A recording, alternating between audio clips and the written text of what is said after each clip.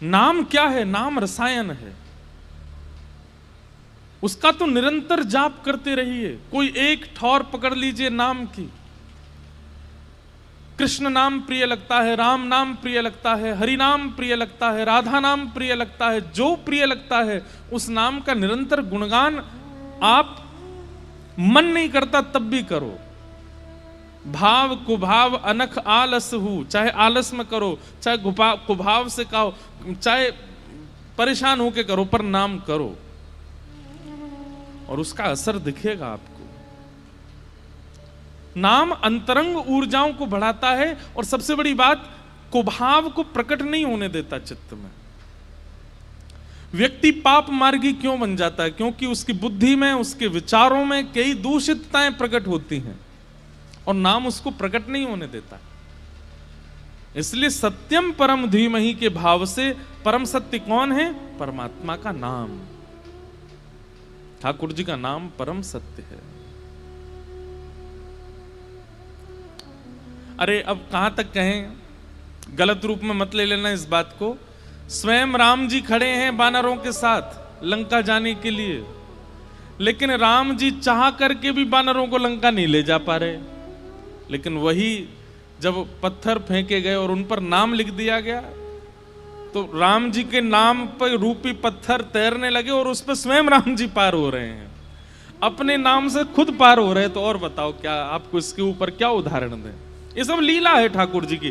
ठाकुर जी के लिए कोई लंका पहुंचना बड़ी बात नहीं है, लेकिन एक लीलात्मक भाव से ठाकुर जी हमें नाम की महिमा बता रहे हैं। ये नाम कितना बलवान है। इसलिए नाम,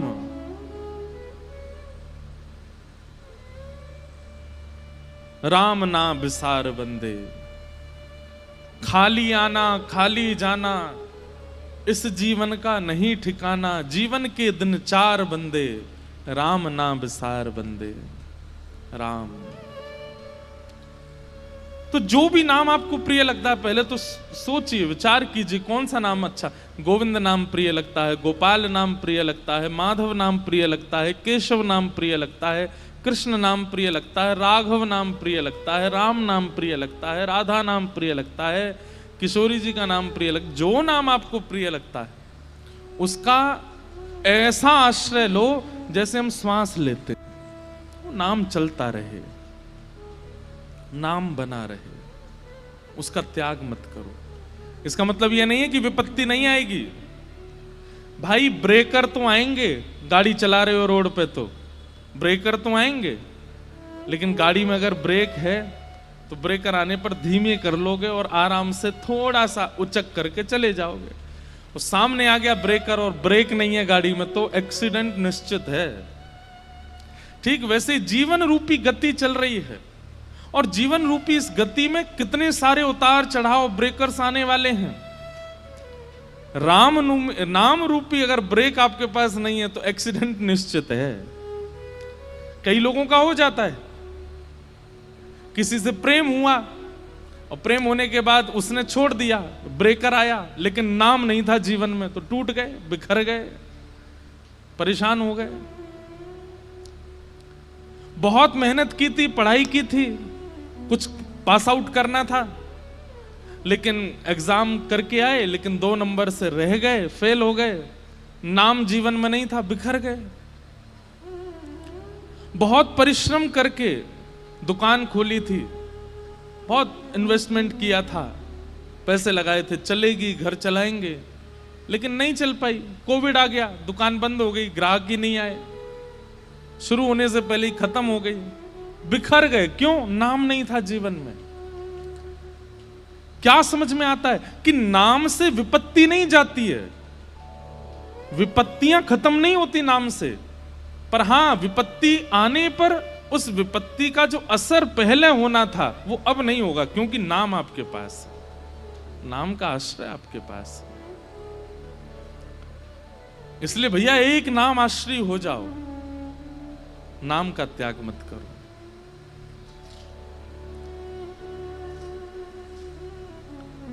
एक भगवान के परम भक्त थे केशव दास। क्या नाम था? केशव दास। तो श्री केशवदास जी का ऐसा चरित्र है कि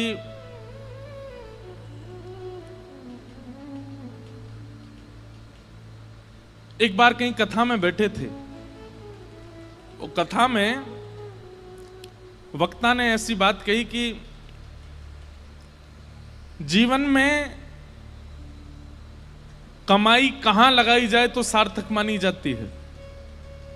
आपने जो भी कमाया, अगर परिवार में लगाया, घर में लगाया, पत्नी बच्चे परिवार सब में, देखो थोड़ा थोड़ा तो सब जगह लगाना ही पड़ता है, लेकिन फिर भी उसकी सार्थकता कब है? हमारे द्वारा कमाया गया धन वो ऐसी कौन सी जगह लगाया जाए कि उससे सार्थक माना जाए, ठाकुर जी प्रसन्नता मानी जाए। वक्ता बोले कि अगर वो संतों की सेवा में लगा दिया जाए तो जितना अंश संत सेवा में लगता है उससे ठाकुर जी बड़े प्रसन्न होते हैं, वो सार्थक माना जाता है, वो पुण्य माना जाता है। आपकी कमाई करना भी सार्थक हो जाता है अगर संत सेवा बन रही है तो। बहुत ध्यान से सुनना। तो केशवदास जी ने ये बात सुनी कि भैया संत सेवा करनी चाहिए, उसमें जो धन लगता है वही सार्थक माना जाता है। अपनी पत्नी से कह दिया, देवी देखो हम जो भी कमाते हैं ना, उसका जो भी अंश ठाकुर जी कृपा करेंगे हम संत सेवा में उसको प्रस्तुत करेंगे, तुम राजी हो? पत्नी बोली हाँ हम राजी हैं।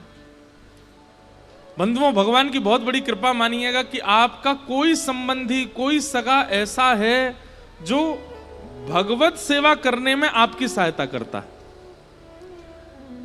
उस मित्र को कभी मत छोड़िएगा जो कथा में लेके आता हो।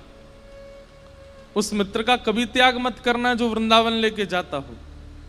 वो बहन सबसे अच्छी है जो ठाकुर जी की सेवा करवाती हो। वो भैया सबसे अच्छे हैं जो प्रवचन सुनवाते हों। वो माता पिता सबसे अच्छे हैं जो ठाकुर जी की सेवा की आज्ञा देते हों। वो पति सबसे अच्छा है जो गुरु सेवा में संग लग जाता हो। अगर इन भावों से कोई भी संबंधी आपका है, चाहे वो बुआ जी हैं, फूफा जी हैं, चाचा हैं, ताऊ जी हैं, पति है, मित्र है, उस संबंध का त्याग मत कीजिएगा। चाहे वो जीवन में आगे चल करके भले ही पद भ्रष्ट हो जाए तो भी उसका त्याग मत कीजिएगा। वो कभी आपको कथा में लेके गया था, उसकी वजह से आपको कथा मिली थी, इसलिए उसका त्याग मत करना। तो सबसे बड़ा संबंधी, सबसे श्रेष्ठ संबंधी है। तो कई बार पति भक्त होते हैं पर पत्नी का स्वभाव नहीं होता, और पत्नी भक्त होती है, पति का स्वभाव नहीं होता। दोनों विपरीत होते हैं तो बहुत मुश्किल होती है फिर। लेकिन केशवदास जी की जो पत्नी थी वो बिल्कुल योग्य थी। उसने कहा आपकी जैसी इच्छा, आप कहेंगे संत सेवा होनी चाहिए तो होगी। इतना धन नहीं कमाते थे, बहुत अल्प सी धन कमाते थे कि बस दिन रात भोजन हो जाए बस, लेकिन संत सेवा का प्रण ले लिया। एक बात मानेंगे हमारी, कथा में या गुरुजनों के द्वारा जब कोई बात ऐसी आप सुनते हैं जिसको सोच करके सुन के आपके मन में आता है ये मुझे करना चाहिए, लेकिन मैं कैसे करूं, मेरे पास व्यवस्था नहीं है। आप जब व्यवस्था को आगे रख करके किसी आज्ञा से पीछे हट जाते हैं तो बहुत बड़ी गलती करते हैं। कोई आज्ञा ऐसी हुई, कोई बात ऐसी कथा में सुनी या गुरुजनों से सुनी, वो बात सुनकर के आपके मन में आया ये मुझे करना चाहिए, लेकिन मेरे यहां व्यवस्था नहीं है। व्यवस्था का विचार ही मत करो। जैसे ही आपको लगा कि मुझे करना चाहिए, आप करने लग जाओ। जिन महापुरुष से आपने सुना या जिस ग्रंथ की बात आप सुन के आए हो वो सामर्थ्य प्रदान करेंगे, व्यवस्था कर देंगे, आप बस लगना शुरू करो उसमें।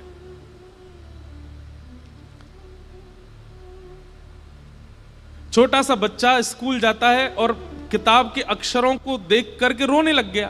क्यों?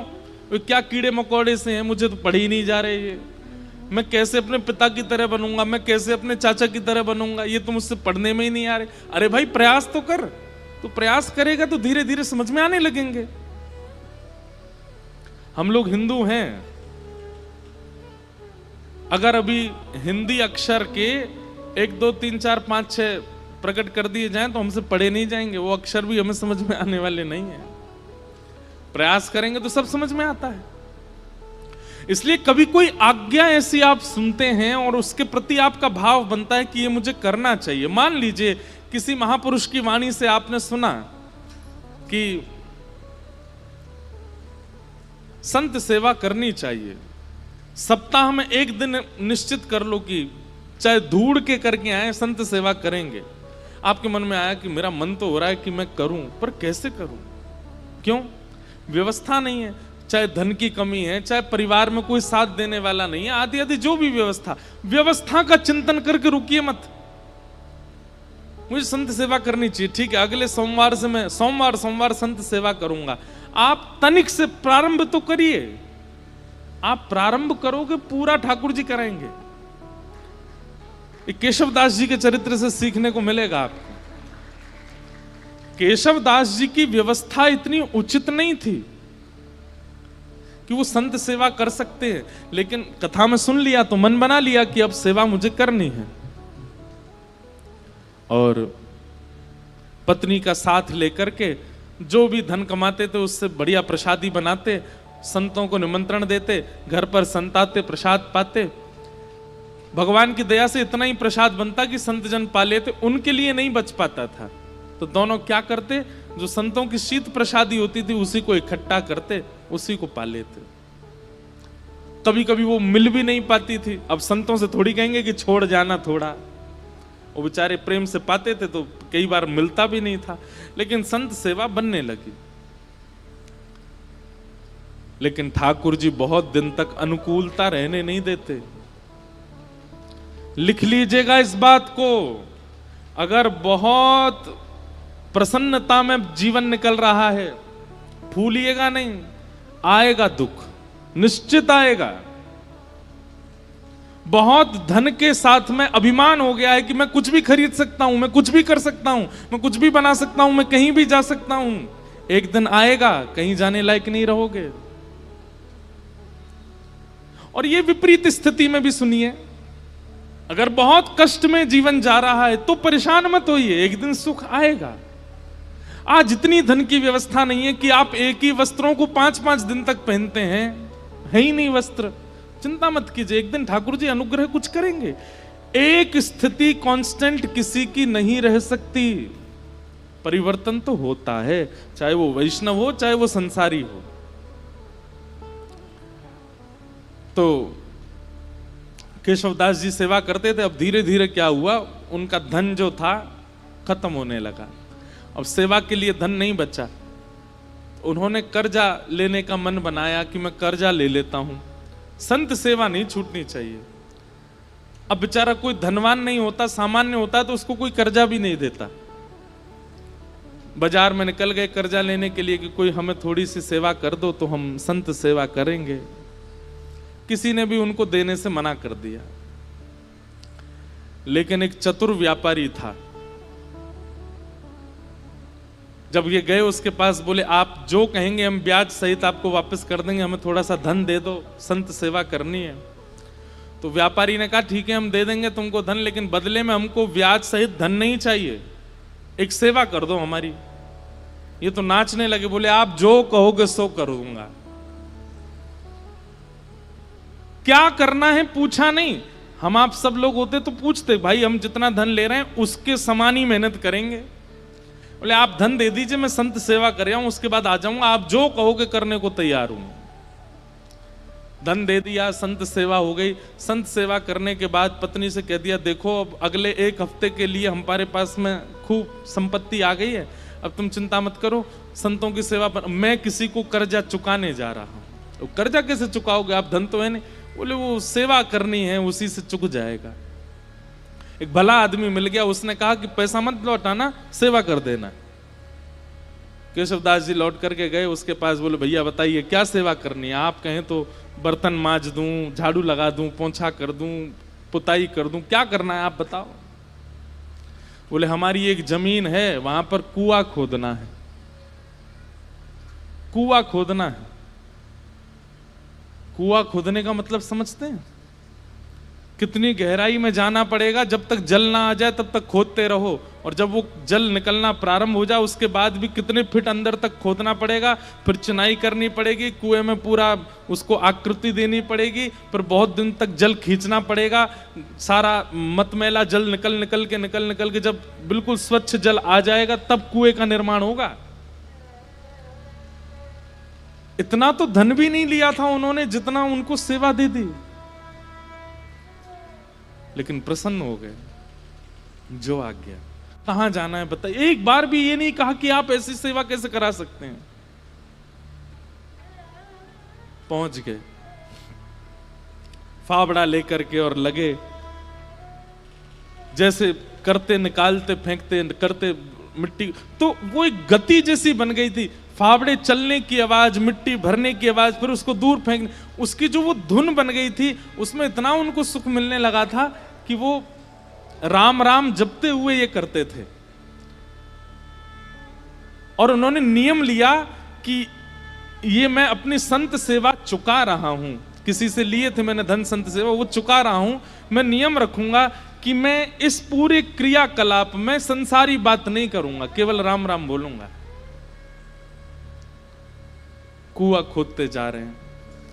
2-3 दिन बाद पत्नी को लगा ये कहां जाते हैं, सुबह के जाते हैं रात तक आते हैं। पत्नी भी आ गई, संत सेवा करके आती थी, उसको कहते थे कि अब गहरा हो गया है, तुम मिट्टी में भर के दिया करूंगा, तुम फेंक दिया करना, और सुनो कोई संसारी अपवाद विवाद नहीं, केवल राम राम बोलना। उनका तो अच्छा भजन हो गया। बोले कि इतने प्रसन्न रहने लगे केशवदास जी, बोले भजन भी हो रहा है और मेरे पैसे भी चुक रहे हैं। वो व्यापारी बड़ा खुश कि हमारा तो इतना पैसा भी नहीं लगा जितना बड़ा काम हो रहा है। करते जा रहे हैं, पर कई बार बंधुओं भक्तों को अपना यश खुद नहीं बनाना पड़ता, ठाकुर जी उनका यश बनाते हैं। और कई बार यश दिलाने से पहले ठाकुर जी बहुत तगड़ी ठोकर देते हैं। कुएं में पानी का स्रोत आने लगा था, पानी नीचे से आने लगा था। बड़े प्रसन्न हो गए थे केशवदास जी कि अब जल आ गया है, वो जिन्होंने मुझे धन दिया उनकी सेवा पूरी हो रही है। लेकिन तभी जोर की हवा चली और बगल के मिट्टी जो गहराई में चले गए थे, तो वो मिट्टी थोड़ी सी ढीली हो गई और वो पूरी नीचे आ गई, और जितना कुआं भरा था सब दोबारा भर गया और केशवदास जी अंदर ही दब गए उसमें। पत्नी दौड़ी दौड़ी इधर उधर भागी, अरे कोई बचाओ, मेरे पतिदेव अंदर गिर गए हैं, कोई बचा के लाओ। कोई धनवान मानी व्यक्ति होता तो लोग प्रयास भी करते, अब केशवदास जी बेचारे सामान्य व्यक्ति, किसी ने मदद नहीं की। सब सोचने लगे कितना गहरा, तुम्हारे पति को 1 महीना लगा इतना अंदर जाने में, हम इतने भीतर तक मिट्टी कैसे निकालेंगे बाहर। कुछ लोगों ने सोचा, बोले भाई अकेला निर्वन कैसे करेंगे, कुछ पैसा वैसा देके इनको शांत कर दो, और कुछ धन धान्य दे करके उनको, बेचारी वो भी कहां तक किसके पास जाती। लेकिन रोज ठाकुर जी से प्रार्थना करती, मेरे पति ने कभी कोई गलत क्रिया नहीं की, आपके नाम का आश्रय लिया, संत सेवा की, नाथ आप ऐसा अनहित नहीं कर सकते उनके साथ। 1 महीना व्यतीत हो गया, मृतक घोषित हो गए केशवदास जी। 1 महीना बाद जहां वो कुआं खोदा जा रहा था, अब तो वहां पे कुआं खोदने का कोई प्रश्न नहीं उठता था। लोगों ने कहा कि इसमें तो आदमी मर गया, भीतर अब कुआं मत खोदना है यहां पे। लेकिन लोग बाग जब वहां से निकलते थे तो वो एक मिट्टी का टीला बन गया था। जब वहां से निकलते तो राम नाम धुनी सुनाई देती, और राम नाम धुनी केवल राम राम करती हुई सुनाई नहीं देती, साथ में झांझ, मंजीरा, करताल, सारंगी आदि आदि वाद्य भी सुनाई देते, जैसे मानो कोई उत्सव महोत्सव चल रहा हो। आते जाते लोगों को लगता शायद पास के गांव में कीर्तन चल रहा होगा। लेकिन जब 10-15 दिन तक अखंड नाम धुनी सुनाई देने लगी, पास के गांव में जाकर के देखा कोई उत्सव नहीं है, तब बोले शायद यही कुछ है। तभी एक राजा को यह बात पता चली। उस राजा ने अपने सैनिकों को लगवा करके पूरी मिट्टी निकलवाई वहां से, और भीतर जाकर के जब देखा तो एक मट्टी का एक मानो जैसे कुंज जैसी बन गई थी, और उस कुंज के भीतर सुंदर पात्र में सुंदर प्रसादी रखी थी, और प्रसादी के साथ ही भीतर एक दिया जल रहा था, और वहां पर श्री केशवदास जी बैठ करके कीर्तन कर रहे थे, और उनके कीर्तन के साथ में वहीं के जितने जीवाणु आदि थे वे सभी मानो जैसे करताल मंजीरा आदि ढोल बजा करके उनके कीर्तन को सार्थक कर रहे थे। ये देख करके सब हैरान रह गए। नाम का बल ये सामान्य बात नहीं है। नाम का आश्रय लेने वाला व्यक्ति कैसी भी परिस्थिति में हो, नाम सब सुलभ कराने की सामर्थ्य रखता है। ठाकुर जी के नाम में इतना बल है। हमारे गोवर्धन में एक बाबा गए, गुरु दीक्षा लेने के बाद अपने गुरु जी से कहा, आप जो आज्ञा देंगे मैं उसको पूरी करूंगा, आप बस आज्ञा दीजिए। गुरु जी ने भी ऐसी आज्ञा दी जो बाबा कर ही नहीं सकते थे। क्या? कि जितने भी संस्कृत साहित्य ग्रंथ हैं हमारे संप्रदाय के, सबका अध्ययन करके सबको कंठस्थ करो। बाबा बोले मैं तो अंगूठा टेक, मुझ पर संस्कृत कहां आती है। गुरु जी बोले हम एक ही बार आज्ञा देते हैं, हमने जो आज्ञा देनी थी वो दे दी। बाबा इतने रोने लगे, गिरिराज जी के तलेटी में रोते, हे किशोरी जी, हे श्यामाजू, मैं तो अनपढ़ गंवार हूं, और गुरु जी ने आज्ञा की कि सारे संस्कृत साहित्य हमारे संप्रदाय के सबको कंठस्थ करो। कैसे करूंगा मैं, मुझे तो पढ़ना ही नहीं आता, मुझे तो केवल आपका नाम आता है, मैं तो केवल राधा राधा करना जानता हूं और कुछ नहीं आता मुझसे। इसी चिंता में रोने लगे, राधा राधा पुकारते पुकारते रोते थे कि मुझ पर तो कुछ भी नहीं आता, मैं अपनी गुरु इच्छा गुरु आज्ञा को कैसे पूरी करूं। 4-5 दिन तक तो रुदन किया, 5वें दिन मानसी गंगा में डूब करके प्राण त्यागने को तैयार हो गए। बोले अब मैं प्राण त्याग दूंगा, अब जीवित रहने का मेरा कोई, मैं गुरु इच्छा पूरी नहीं कर पा रहा, गुरु आज्ञा पूरी नहीं कर पा रहा, और मेरी उम्र अब 50 की हो चुकी है, अब मैं कहां से पढ़ना सीखूं, कैसे याद करूं। मानसी गंगा में जैसे ही अपने प्राण त्यागने के लिए कूद ही रहे थे, तभी किशोरी जी प्रकट हो गई, और किशोरी जी प्रकट होकर के बोली, क्यों अपने प्राण त्याग रहे हो? बोले कि हे स्वामिनी जी, मेरे गुरु ने आज्ञा की, मेरा सौभाग्य कि आपके मुझे दर्शन हो गए, पर मेरे गुरु ने मुझे आज्ञा की कि सारे संस्कृत साहित्य याद करो, कैसे करूं, मैंने तो पढ़ा लिखा ही नहीं हूं। किशोरी जी ने कहा अपनी जीभ बाहर निकालो, और बाबा ने अपनी जीभ बाहर निकाली। श्यामा जी ने वो जीभ पकड़ करके और एक सीख से उस पर कृष्ण लिख दिया, और कृष्ण लिख करके कहा अब जाओ, तुमने जीवन भर नाम गाया है मेरा, और उससे श्री कृष्ण प्रसन्न हुए हैं। श्री किशोरी जी का नाम गाने से किशोरी जी प्रसन्न नहीं होती हैं, ठाकुर जी प्रसन्न होते हैं, और ठाकुर जी का नाम गाने से किशोरी जी प्रसन्न होती हैं।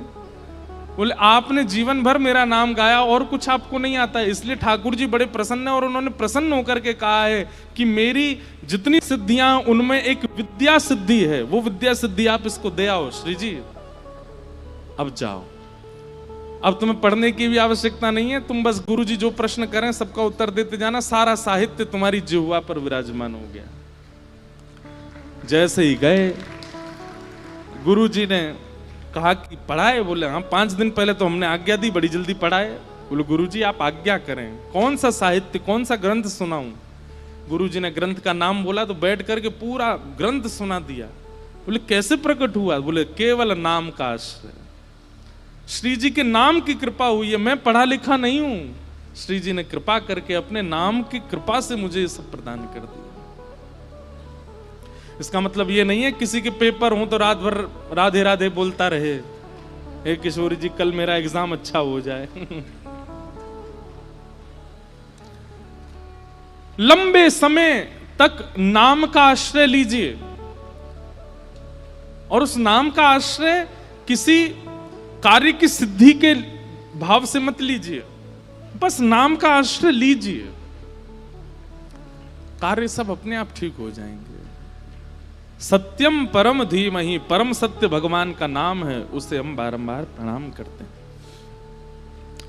धर्म प्रोजित कई तवोत्र परमो निर्मत्सराणाम सताम, वैद्यं वास्तवमत्र वस्तु शिवदं तापत्रयोन्मूलनम्। श्रीमद्भागवते महामुनिकृते किं वा परैरीश्वर, सद्यो हृद्यवरुध्यते त्रिकृतिभिः सृष्टो शुभिस्तत्क्षणात्। धर्म प्रोजित कई तवोत्र परमो, परम धर्म की इच्छा चित्त में प्रकट होना, ये विषय है भागवत जी का। परम धर्म का मतलब क्या होता है?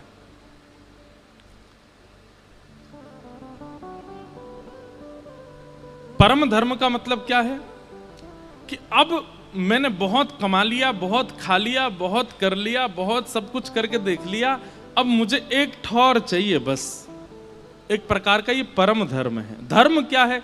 कमाने में निपुणता प्राप्त करना, घर परिवार को संभालने में निपुणता प्राप्त करना, बच्चों का ब्याह करना, पत्नी को संभालना, परिवार को संजोना, व्यापार भी उचित कर, ये सब धर्म के अंतर्गत आता है। पर परम धर्म का मतलब क्या है? अब इस देह का तो मैंने कल्याण कर लिया, अब आत्मा का कल्याण करना है, वो परम धर्म है। एक दिन ऐसी चेतना मन में प्रकट हो जाए कि बस अब इस आत्मा की सदगति मुझे देखनी है, कैसे होगी? अब मुझे एक आश्रय चाहिए।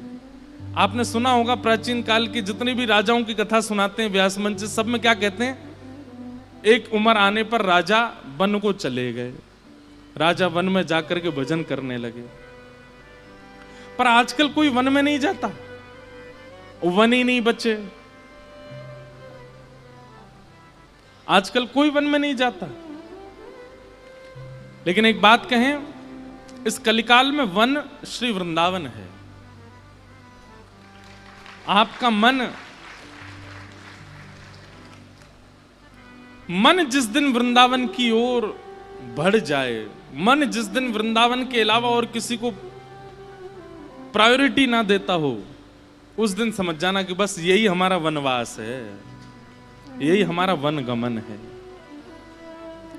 मन में और कोई इच्छा ना आवे वृंदावन के अलावा।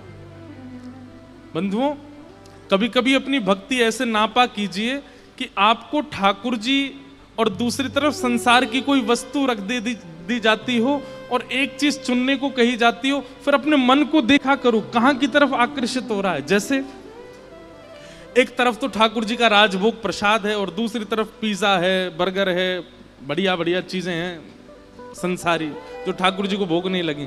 अब अपने मन से पूछो, एकांत में किया करो, ये सबके सामने करोगे तो सबको पता चल जाएगा। और कई बार सबके सामने तो आप आडंबर भी कर सकते हो, जबरदस्ती प्रसाद ही पकड़ोगे। पर कभी कभी अपने आप से पूछिए कि आपका मन किस तरफ जा रहा है। आप नाम जप करते हैं, रोज तिलक लगाते हैं, कथाएं सुनते हैं, कभी कभी नाप तोल के देखा तो कीजिए कि भक्ति की स्थिति पहुंची कहां अभी। बहु व्यंजन एक तरफ रख दीजिए और ठाकुर जी का प्रसाद एक तरफ रखिए, और बिल्कुल बिना चीटिंग के देखो कहां की तरफ, किसकी सुगंधि की तरफ, किसके स्वरूप की तरफ जीव में पानी आ रहा है, मन जा रहा है। अगर वो संसारी वस्तु के प्रति हो रहा है तो फिर उसके बाद भजन में एक माला बढ़ा दो, थोड़ा सत्संग और बढ़ा दो। और यदि वो ठाकुर जी के प्रसाद की ओर भाग रहा है, बहुव्यंजन सामने रखें लेकिन मन में इच्छा ही प्रकट नहीं हुई, ठाकुर जी का प्रसाद प्रधान है, अब ये समझ जाओ कि हमारे गुरु की कृपा, हमारे भजन का प्रभाव, हमारी सत्संग, हमारे पुण्यों का प्रभाव, ठाकुर जी हमें प्रिय लग रहे हैं। अब प्रसन्न हो जाओ, स्थानों को रखो। एक तरफ अपॉर्चुनिटी है आपके पास कहीं विदेश जाने की, और एक तरफ अपॉर्चुनिटी है फ्री समय हम वृंदावन भी जा सकते हैं। कहां जाना चाहिए? लेकिन मन में विदेश का ही आएगा। यहां बोल रहे हो आप लोग, आप विदेश जाने के लिए पहले हां करोगे, वो वहां जाना है। कभी कभी ये नाप तोल करके देखा कीजिए कि कहां की तरफ रुझान ज्यादा है। और यदि वो रुझान भगवत सेवा के प्रति, भगवत वस्तुओं के प्रति बढ़ रहा है, तो इसका मतलब क्या है? आप परम धर्म के मार्ग पर अब निकल चुके हो, अब उसके प्रयास और ज्यादा कीजिए। अब ठाकुर जी ने चुन लिया है, अब इस मार्ग को और निपुणता से इस मार्ग पर आगे बढ़िए। धर्म प्रौजत कई तवोत्र परमो निर्मत सराणाम सता।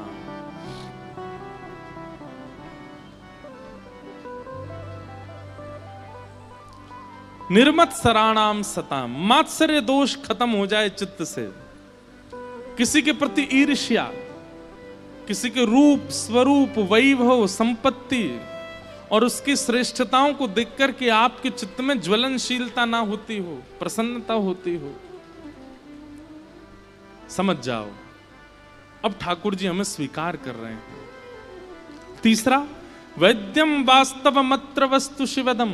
अभी नासिक में कथा थी तो एक बालक मुझे कोई बोला कि मैं ठाकुर जी के किसी भी मंदिर में जाऊं, ऐसा जरूरी नहीं एक ही मंदिर में, कहीं भी किसी भी मंदिर में जाऊं मुझे सब भगवान दिखते हैं, लेकिन एकमात्र ठाकुर जी को देख के भगवान वाली फीलिंग नहीं आती, ऐसा लगता है ये मेरे कोई हैं। इसका क्या मतलब है? मैंने कहा ये मतलब है ठाकुर जी आपको कुछ मानते हैं। बोले मैं पंडरीनाथ जी को देखता हूँ, बोले रुक्मणी मैया को देखता हूं तो मुझे लगता है ये भगवान है। मैंने कहा भाई ऐसा मत करे, उनको भी कुछ मान ले अपना। बोले नहीं महाराज जी, हनुमान जी को देखूं, गरुण जी को देखूं, गणेश जी को देखूं, मंदिर में जिनको भी देखता हूं सबके प्रति भगवान की भावना आती, पर मुख्य ठाकुर जी वंशी वाले हों या लड्डू गोपाल हों, ये कहीं भी दिख जाते हैं दुनिया में तो ये लगता है ये मेरे, ये मेरे अपने। मैंने कहा भाई देख, प्रियतमा होती है ना पत्नी, भले उसका पति बहुत बड़ा कलेक्टर बन जाए, बाकी सब लोग तो उसके सामने सल्यूट करेंगे, पर पत्नी को वो अपनी किसी भी स्थिति में चला जाए, कितना भी श्रेष्ठ बन जाए, कितना भी उचित बन जाए, वो उसको हर स्टेज पर, हर परिस्थिति में, हर स्थिति में अपना ही लगता है। संबंध है तभी तो अपना लगता है। मां को अपना बेटा कोई श्रेष्ठ व्यक्ति नहीं दिखता है, बेटा बेटा ही दिखता है। ऐसे अगर ठाकुर जी के प्रति भगवत भावना आकर के कोई अपनत्व की भावना आती है, उसका मतलब है ठाकुर जी भी संबंध मान चुके हैं। अब बस ढूंढो कि वो संबंध है कौन सा। हम तो ये कहते हैं भैया भारत में जितने ठाकुर जी के मंदिर हैं ना, इन सबको अपना परिवार ही बना लो।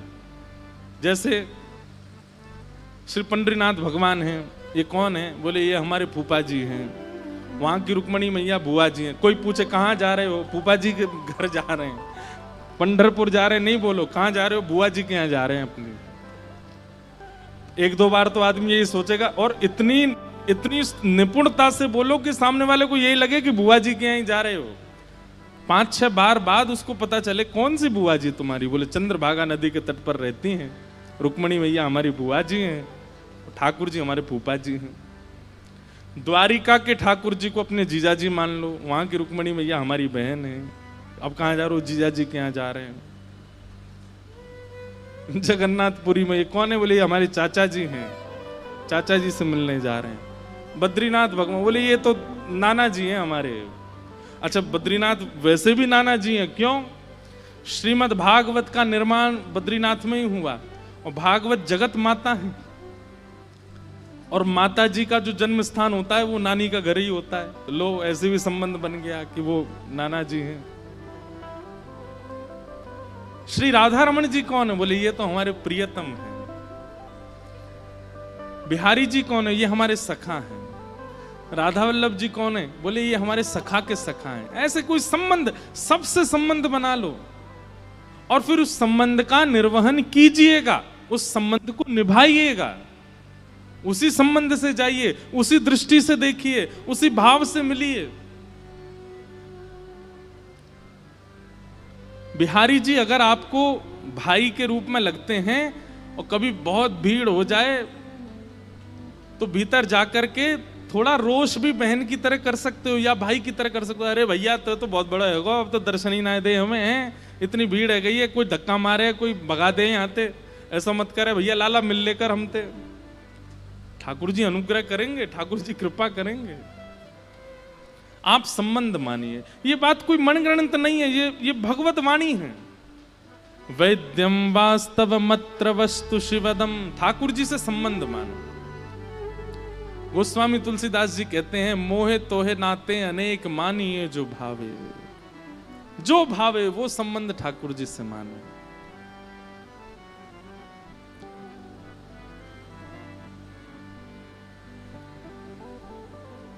हो श्याम प्यारे से जिसका संबंध है, श्याम प्यारे से जिसका संबंध है, श्याम प्यारे से जिसका संबंध है, श्याम प्यारे से जिसका संबंध है, उसको हर घड़ी आनंद ही आनंद है, उसको हर घड़ी आनंद ही आनंद है, उसको हर घड़ी आनंद ही आनंद है, उसको हर घड़ी आनंद ही आनंद है। राधा वल्लभ से जिसका संबंध है, राधा वल्लभ से जिसका संबंध है, गिरधर प्यारे से जिसका संबंध है,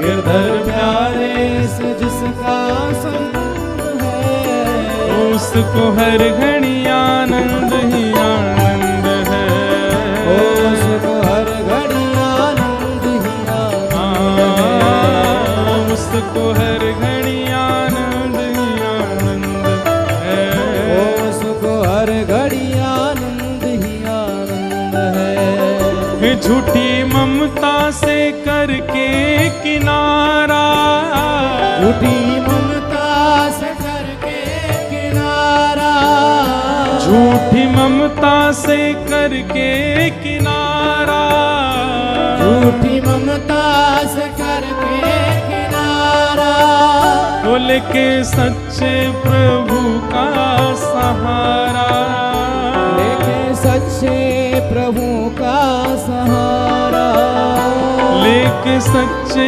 प्रभु का सहारा, लेके सच्चे प्रभु का सहारा, और जो उसी की रजा में रजामंद है, जो उसी की रजा में रजामंद है, जो उसी की रजा में रजामंद है, जो उसी की रजा में रजामंद है, उसको हर घड़ी आनंद ही आनंद है, उसको हर घड़ी आनंद ही आनंद है, उसको हर घड़ी आनंद ही आनंद है, उसको हर घड़ी आनंद ही आनंद है।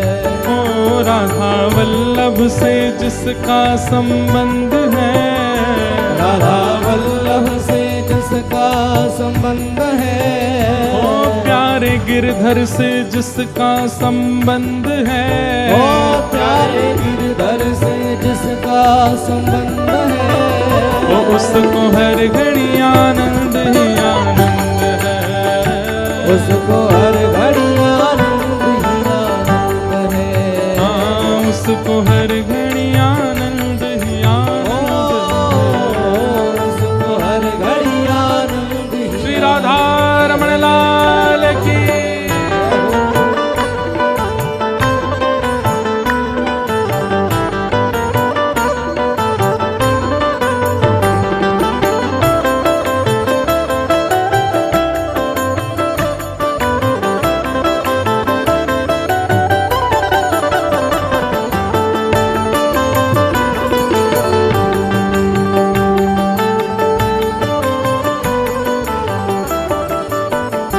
संत ऋषियों की वाणी को माने, संत ऋषियों की वाणी को माने, संत ऋषियों की वाणी को माने, संत ऋषियों की वाणी को माने, प्रेम भक्ति की महिमा को जाने, ओ प्रेम भक्ति की महिमा को जाने, ओ प्रेम भक्ति की महिमा को जाने, ओ प्रेम भक्ति की महिमा को जाने। ओ जिसको सत्संग हरदम पसंद है, जिसको सत्संग हरदम पसंद है, जिसको सत्संग हरदम पसंद है, जिसको सत्संग हरदम पसंद गाओ। है, ओ उसको हर घड़ी आनंद ही आनंद है, उसको हर घड़ी आनंद ही आनंद है, ओ उसको हर घड़ी आनंद ही आनंद है, उसको हर घड़ी आनंद ही आनंद है। ओ श्याम प्यारे से जिसका संबंध है, श्याम प्यारे से जिसका संबंध है, प्यारे माधव से जिसका संबंध है, ओ प्यारे माधव से जिसका संबंध है, ओ उसको हर घड़ी आनंद ही आनंद है, उसको हर घड़ी आनंद ही आनंद ओ है, उसको हर घड़ी आनंद ही आनंद है, उसको हर घड़ी आनंद ही आनंद बोल वृंदावन बिहारी लाल की, वृषभानु दुलारी की। है।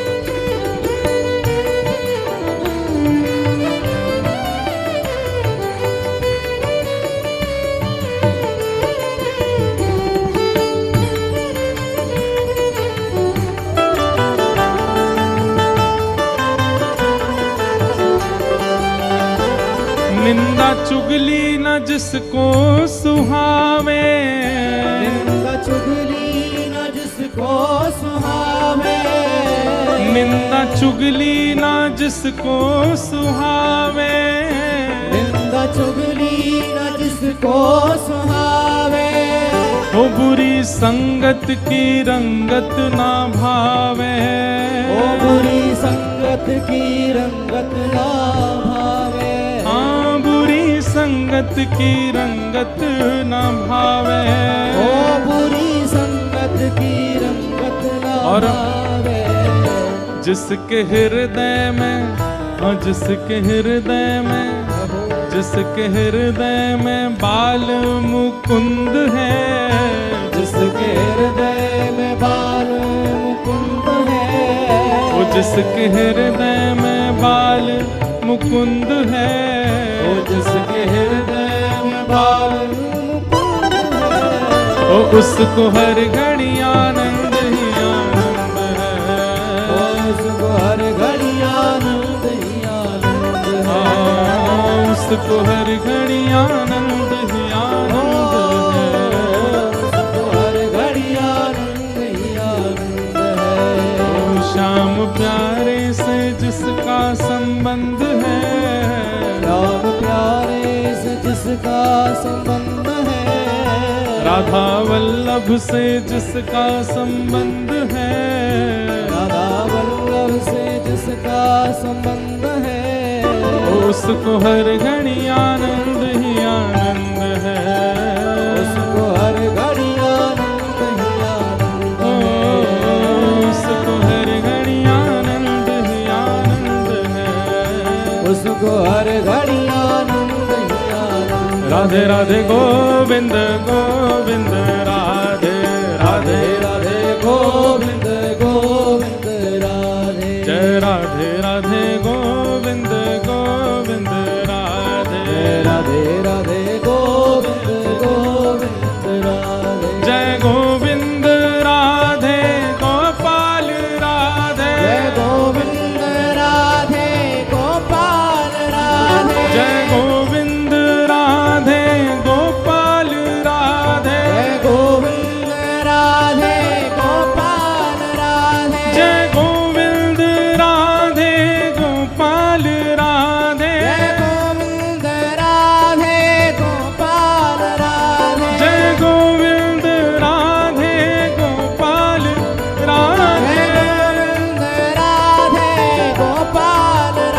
भजो राधे राधे गोविंद गोविंद भजो राधे राधे गोविंद गोविंद भजो राधे राधे गोविंद गोविंद भजो राधे राधे गोविंद गोविंद गाओ राधे राधे गोविंद गोविंद भजो राधे राधे गोविंद गोविंद गाओ राधे राधे गोविंद गोविंद राधे राधे राधे गोविंद गोविंद बोलो वृंदावन बिहारी लाल की विराज जाओ सब लोग।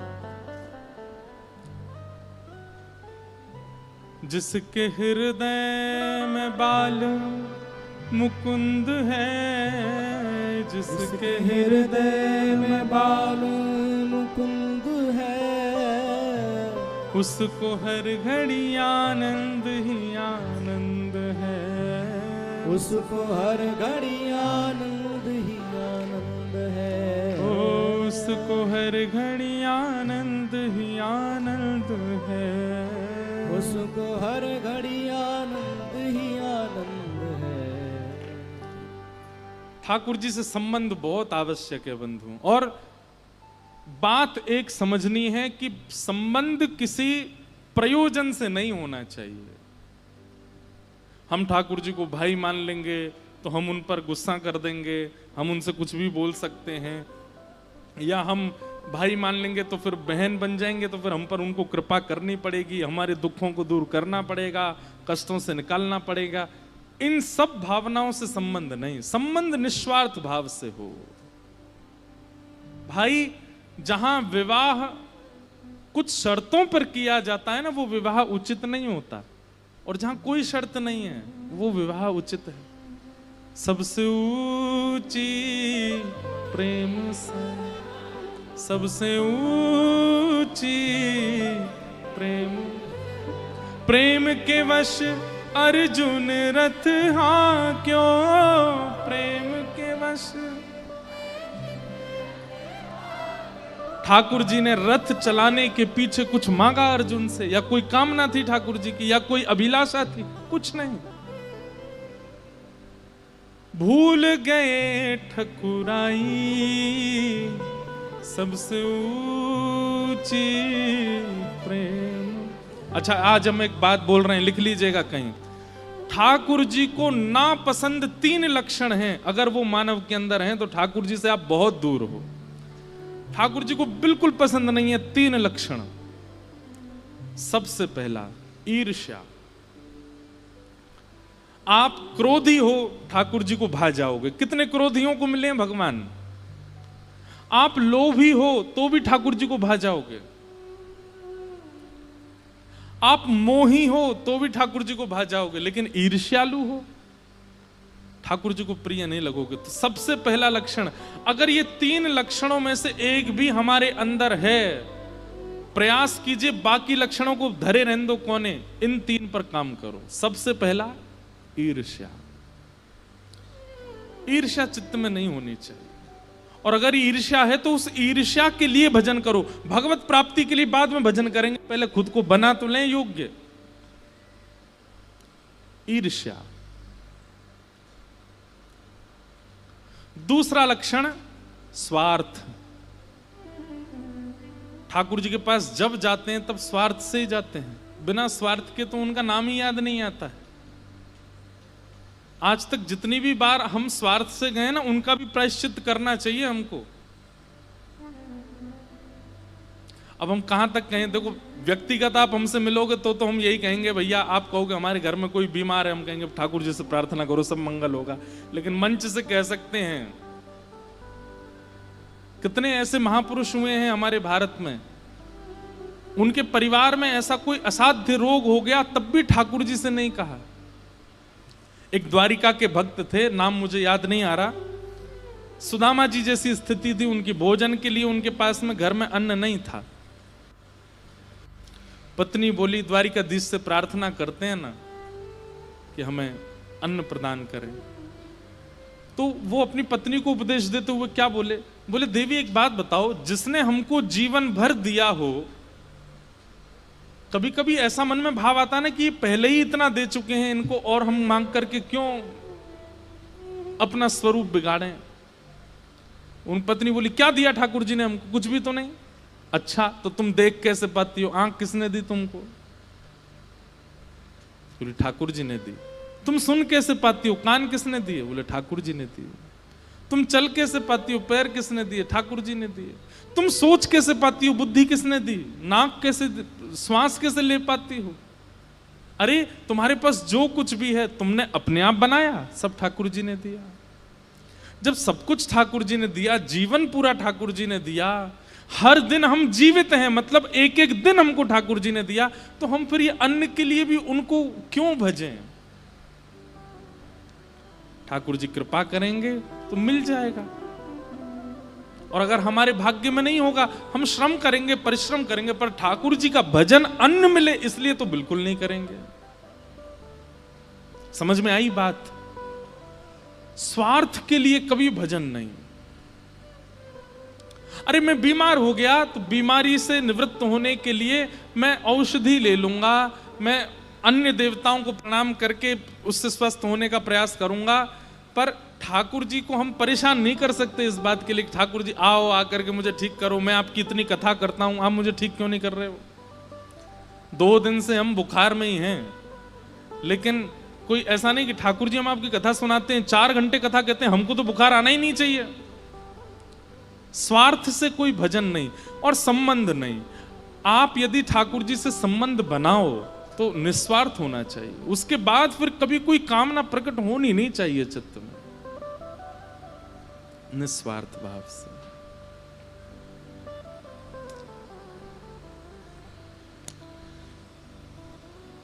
वैद्यम वास्तवमत्र वस्तु शिवदम, ठाकुर जी से संबंध बनाओ। तापत्रयोन्मूलनम, श्रीमद् भागवत जी क्या करती हैं? तीनों प्रकार के तापों का उन्मूलन कर देती है। मतलब ताप तो आते हैं पर उन तापों का प्रभाव इतना नहीं होता जीवन पर। संसार में तो ऐसे ऐसे लोग हैं कि अगर सब्जी में नमक कम पड़ जाए तो वो भोजन नहीं करते, इतना ज्यादा ताप संताप सताने वाले लोग भी हैं संसार में। श्रीमद्भागवते महामुनि कृते किंबा परैरीश्वरः सद्यो हृदयवरुध्यते त्रिकृतभि शुश्रूषुभिस्तक्षण। हम 3 लक्षण बता रहे थे, 2 ही बताए, तीसरा रह गया। याद दिलाया करो, कभी ऐसी कोई बात हुआ करे तो हमें अपने आप ही याद आई। तो पहला लक्षण क्या बताया था? ईर्ष्या। दूसरा लक्षण क्या बताया था? स्वार्थ से संबंध। और तीसरा लक्षण है भगवत जनों का अपराध। ये 3 लक्षण ऐसे हैं जिससे कभी ठाकुर जी प्रसन्न नहीं हो सकते। इन 3 लक्षणों से युक्त व्यक्ति वो चाहे जो कर ले दुनिया के काम, ठाकुर जी उससे खुश नहीं हो सकते। ईर्ष्यालु व्यक्ति, स्वार्थी व्यक्ति और भगवत जनों के प्रति दोष बुद्धि रखने वाला व्यक्ति। रैदास जी का नाम सुना आपने? उनका एक बहुत सुंदर पद है, जो तुम तोड़ो राम मैं नाही तोड़ूं रे, तो सो प्रीत तोड़ राम कौन संग जोड़ूं रे, जो तुम तोड़ो राम मैं नाही तोड़ूं रे, जो तो सो प्रीत तोड़ राम कौन संग जोड़ूं रे, जो तुम तोड़ो राम में। रैदास जी चर्मकार थे, चमड़े की चप्पल आदि उनको सिलना बुनना बनाना ये काम करते थे, और इसके कारण कई लोग उनकी योग्यता जानते हुए भी उनसे दूरी रखते थे। पर एक बात हम आपको स्पष्ट कर दें, जात पात पूछे नहीं कोऊ, हरि को भजे सो हरि को। ठाकुर जी को जाति से कोई फर्क नहीं पड़ता। अगर आप प्रेम लक्षणा भक्ति के उपासक बन चुके हैं तो ठाकुर जी के लिए जाति मैटर नहीं करती है।